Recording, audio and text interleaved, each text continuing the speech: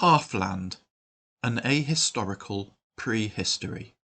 Part 16. Poison and Pansy. The king of New Lixia at this time was a somewhat unprepossessing youth named Lycoris. He had inherited the throne at the age of 12, after his father Ultes had drowned and his brother Abbas had been eaten by a big fish. Despite his pallid face, skinny limbs, and weak character, at the age of 18, Lycoris married Thaia, the most beautiful of all the young noblewomen of New Lixia. 2 years later, she bore him a strapping son, who the happy couple named Telenos. In that same year, Matildes started to trade with the Skeldings. As a result, the New Lixian economy boomed. The citizens of New Lixia attributed their newfound prosperity to their king, and his popularity soared. So did his revenues, in particular those from import duties. Encouraged by Lyra, his mother, Lycoris spent some of his increased income on charitable causes, but most of it he spent on good living. In the 131st year of the Common Reckoning, Lycoris threw a great party to celebrate his 22nd birthday. The next day he took poorly. 3 days after that, he was dead. The doctors said that it was food poisoning, but there were persistent rumours that the poisoning was no accident. Even though Matildes was undoubtedly the richest man in New Lixia, it may be that he resented paying quite so much tax which was largely spent in securing a copious supply of the peacock's tongues on which Lycoris had become accustomed to breakfast each day. There was much grieving for Lycoris. The people enjoyed a lavish funeral banquet funded from the royal treasury. The infant Telenos was established as king in his place, and the rate of import duty was reduced. The economy continued to boom, and the people transferred their affections seamlessly to their new monarch. And then, in the 132nd year of the Common Reckoning, the trade between New Lixia and Great Hall collapsed. Odo Eartuft led an army of rampaging halflings into the Skelding lands around Elmgrove. He defeated a Skelding army at the Battle of Vetchfield Farm and marched on Great Hall, driving the fleeing Skelding settlers before him. A large number of Skeldings crossed the Silver Ferry, seeking safety on the north bank of the Silver Stream, in the lands ruled by Fulbert, the Warden of Overwater. Gunlaf, the king of the Skeldings, could see his subjects and kingdom melting away before him. He mustered what men he could, and marched out of Great Hall to meet the onrushing halfling horde. The two forces met on Fursey Heath, where a bloody battle was fought. The halflings suffered grievously, but Gunlaf's shoulder was run through by a halfling spear, and the Skeldings withdrew from the field. It appeared that Great Hall was now at Odo Eartuft's mercy.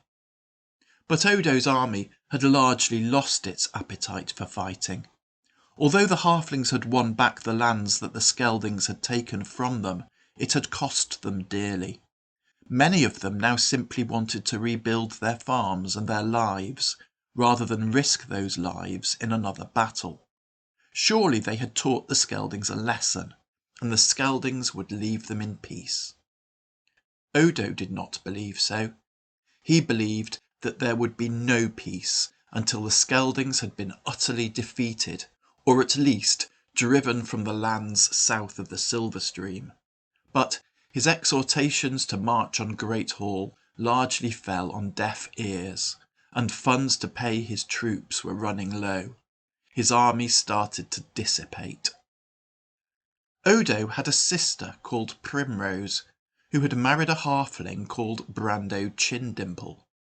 The happy couple had a daughter named Pansy, who at this time was around 20 years old. Pansy was adventurous, maybe overly so, and an independently minded and creative thinker. She shared her uncle's hatred of the Skeldings and had attached herself to him. She now suggested to Odo that he allied with the Amazons in order to finally drive the Skeldings from the land. Odo's immediate reaction was that this was an insane idea.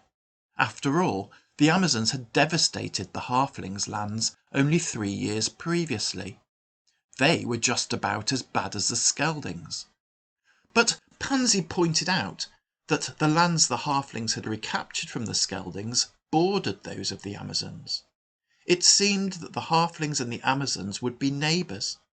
Unless there was to be perpetual war, the Halflings and Amazons would need to reach some sort of understanding, and uniting against a common enemy might form a basis for this. Odo was unconvinced. He felt that the best way to reach an understanding with the Amazons was at the point of a spear. Based on their previous behaviour, he did not trust these psychotic, murderous female bandits, and considered that inviting them down from the mountains into Halfling territory could only end in tears. When Pansy persisted in pushing her proposal, he spoke to her somewhat harshly, and terminated the conversation. No doubt Odo thought that was the end of it, but he was mistaken. The following day, Pansy quietly left Odo's camp and travelled southward, heading for the Gaptooth Mountains, determined to arrange an alliance with the Amazons and prove her uncle wrong. Odo noticed her absence at lunchtime, but assumed that she was sulking in her tent. When she did not appear at dinner time, he went to look for her. Finding her tent empty, he organised a wider search and realised what had happened. But by then night had fallen, and there was nothing he could do until the following morning, when he set out in pursuit, accompanied only by a handful of his closest and most trusted followers. Odo pushed on as quickly as he could, but Pansy was travelling alone and travelling light and travelling swiftly, and she had a significant head start. She had climbed high into the mountains before Odo had even reached their outermost foothills.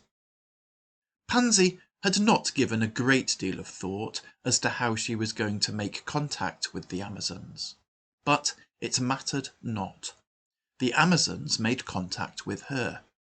Had she been male, they would have done so by shooting an unannounced and fatal arrow into her back. But their attitude to females was more lenient.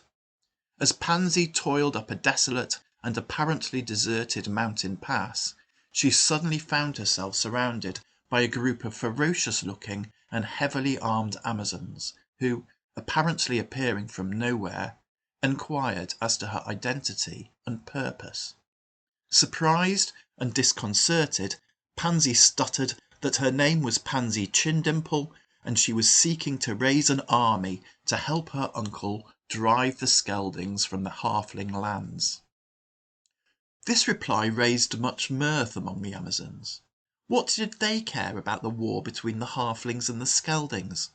What did it matter if the plains below were ruled by tall male Skeldings or short male Halflings? They were all men, and the Amazons were free from men. If the Amazons wanted to make war, they would do so as they chose, as free women, not as the lackeys of a puffed-up, plump little Halfling yeoman. This mockery of her folk riled Pansy, who recklessly retorted that Halflings might be short and fat, but they had given the Amazons a bloody nose at the Battle of the Clover Mound, and could do so again if necessary. At this, several of the Amazons stepped forward, swords raised, as if to cut Pansy down. But she defied them, asking if this was how they used their much-vaunted freedom, to murder a defenceless and outnumbered woman. And the Amazons were ashamed and did not slay her, but they bound her hands and brought her before their leader, Anticlea. High in the Gaptooth Mountains, a burbling brook ran between grassy banks through a sheltered valley, and it was here that Anticlea and her followers had chosen to spend the summer. Tethered goats cropped the grass, and little girls ran free and laughing between the tents, playing some complicated game. Anticlea sat on a large wooden chair outside her tent, facing south. A canopy of finely embroidered but somewhat faded fabric shaded her from the sun. She drank wine from a silver goblet. Pansy was unceremoniously thrown to the ground at her feet. Pansy's hands were tied behind her, and she was unable to break her fall. Blood started to drip from her nose as her wide eyes gazed up at Anticlea. Anticlea looked down at Pansy, lying crumpled on the ground. Then she looked at the Amazon who had deposited her there, raised an enquiring eyebrow, and asked, "What are you so scared of, Diamene, that you must bind and batter this diminutive damsel? She does not look dangerous to me." Then, without waiting for an answer, she said to Pansy, "Who are you, and what brings you here? Remember that my friends speak truth, and that my enemies die." Pansy stated that her name was Pansy Chindimple, that she was the niece of Odo Eartuft, the leader of the Halflings, and that she had come to the mountains to request the Amazons' assistance in driving the Skeldings from the Halfling lands. Anticlea laughed. "Then that was a vain hope," she said. "We may fight against menfolk, or we may rob them, or we may even trade with them, as we choose, but we do not serve them. In any case, there is nothing down on the plains for us. We took what we wanted when we raided your land, and since then the country has been repeatedly ravaged by war. It is desolate." "The Skelding lands by the mouth of the Silver Stream are not desolate," retorted Pansy. "There are flourishing farms there, and well-stocked granaries. There are high-roofed halls where richly clad nobles dine on delicacies, and it is said that by the sea there are great stone warehouses filled with all the goods of the world." Anticlea paused for a moment and changed the subject. "Your uncle was wise to send you as his envoy," she remarked. "Had he come in person, he would be dead." "He did not send me," Pansy replied. "He does not know I am here. He will be worried about me." Anticlea laughed again. "That is interesting," she said. "You have spirit. Would you like to stay here and join us, or would you like to return from whence you came?" And now Pansy laughed. "Having experienced your hospitality, I think I would like to go home," she declared. "So be it," pronounced Anticlea, but the smile had disappeared from her face. "You said your uncle would be worried about you. Let us go and find out exactly how worried he is, and what that worry is worth." And so it was that as Odo and his few companions reached the foot of the mountains, they saw a long column of Amazons descending from the heights. The Halflings halted, unsure of the Amazons' intentions. Anticlea's host advanced, surrounding them, and then Anticlea stepped forward. Behind her, two Amazons dragged Pansy forward by the shoulders, her hands still bound. "Good day to you, Odo Eartuft," said Anticlea. "We found one of your women lost in the hills. We have brought her back. We have a business proposition for you." Odo looked at Pansy. "Are you all right?" he asked. "Have they mistreated you?" "No more than you can see," replied Pansy. Odo turned back to Anticlea. "And your proposition is?" he inquired. "We would like to attack the Skeldings," said Anticlea, "and we would like your permission to pass through your territory for that purpose. As it is a fair distance to cover, we would also like you to provide us with sufficient food for the journey there and back. I think that 50 head of cattle and 150 large sacks of flour should be sufficient, and a wagon load of honey as a reward for returning your niece." And if I were to refuse your proposition? Asked Odo. We would attack the Skeldings anyway, and take what we need from your people as we pass, explained Anticlea. That might be unpleasant for them, she clarified. And, she finished, we would take Pansy with us as a guarantee for your goodwill. It seems I have little choice, said Odo. I accept your terms. You are wise, said Anticlea. Wiser than your niece. But she is brave. I am sorry she has chosen to return to you. She deserves better. We would have made a true woman out of her. But it is her choice. Odo returned to his camp. He used the last of his gold in purchasing the provisions that he had promised to the Amazons, and dispatched these to Anticlea. He then assembled what was left of his army, and spoke to them in the following words.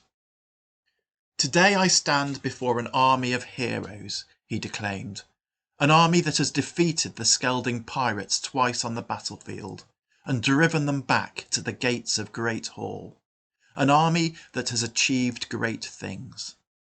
But the work is not yet finished. All we have won is 2 hard-fought battles. We have not won the final victory, and driven the thieving Skeldings from the land once and for all. And until that final victory is won, we will never be safe from Skelding aggression. Unless that final victory is won, it is inevitable that the Skeldings will rise again, and that once more we halflings will be robbed and slaughtered and driven from our land. I will not allow that to happen. That would mean that the blood of our companions, the halfling blood shed at Vetchfield Farm and Fursey Heath, would all have been shed in vain. Great Hall must be destroyed. But I know that many who previously fought with us believe that the war is won. They have returned to their farms. Those of us who know we must fight on are few, and the funds that I received from Bardi, the dwarvish mine lord, have all been spent. We do not have the strength or resources to take Great Hall without assistance.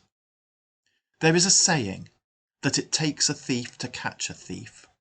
By the same token, I believe it takes a gang of murderous bandits to murder a gang of murderous bandits. And that is why I have been negotiating with the Amazons. As I speak to you, an Amazon army is marching on Great Hall. This revelation caused quite an uproar. Odo waited for the tumult to subside, and then he continued, You say that the Amazons are no better than the Skeldings. I agree. You say that the Amazons are not to be trusted. I agree. Both the Amazons and the Skeldings are our enemies. So let them fight each other. And we? Well, we will see who is left standing when the fighting is finished. And then we will deal with them as they deserve. The Amazons marched on Great Hall, and following half a day behind them came Odo and his halflings. After the Battle of Fursey Heath, Gunlaf, the king of the Skeldings, was carried back to the hall that Skeld the Stormblown had built more than 130 years previously, on a hilltop overlooking the estuary of the Silver Stream, the Great Hall, from which the town that had grown up around it had taken its name. And here Gunlaf's wound was cleaned and tended, and here he lay for several days, weak through loss of blood. But the wound did not become infected, and he began to recover his strength and inquire as to the state of affairs. The news was mixed. Marauding halflings continued to rampage through the countryside, burning Skelding farms and stealing herds of Skelding cattle. Crowds of fleeing Skeldings continued to cross the Silver Stream, seeking safety in Overwater. But the halflings had not advanced on Great Hall, and this respite had allowed further contingents of troops to be mustered. Great Hall was now defended by an army some 500 strong. And then a large ship moored in the royal harbour. Concerned by the disruption to his business, Mithildes himself had travelled from New Lixia to study the situation at first hand and consider how his profits might be renewed. He nosed around and asked questions, and he learnt some facts that interested him greatly. Mildis was pondering over his best way forward when tidings of the approaching Amazon host reached Great Hall, rendering any plans he had been forming irrelevant, at least for the moment. Mildis ordered his men back to the ship and readied it to sail, but he did not sail just yet. And while he awaited developments, he received a message from Gunlaf, summoning him to the royal presence. And Gunlaf greeted Mildis and spoke to him in the following words. Mildis, I hear that you intend to sail away, leaving us to the tender mercies of the Amazons. I do not blame you. This is not your fight. But you have benefited much from your dealings with me over the last several years, and I have a proposition for you. I am going to march out and fight the Amazons, fight them on my very doorstep. If I lose that fight, Great Hall will be destroyed and its people slaughtered. I do not wish my wife, Adney, and my daughter, Aethelhild, to share that fate. Here is a chest of gold. Take my family aboard your ship, and, if Great Hall should fall, bear them to a place of safety. Mildis nodded. I will do as you ask, he said. Do you have any destination in mind? Take them back to your homeland, replied Gunlaf. I will not trust those I love most to the care of the traitor Fulbert. I will provide them with funds so that they can support themselves. Take them to New Lixia. Mildis nodded.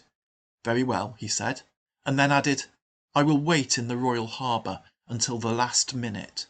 If the battle is lost, there will also be a place in my ship for you, should you desire it. Gunlaf grimaced. Let us not talk of such things, he said. But thank you. We will see if it is needed. And so Adney and Aethelhild came aboard Mildis' ship, and Gunlaf led his army to war, and a great battle was fought right at the gates of the town. Gunlaf lost that battle, and with it his life, and he never came down to the harbour where his wife and child waited for him.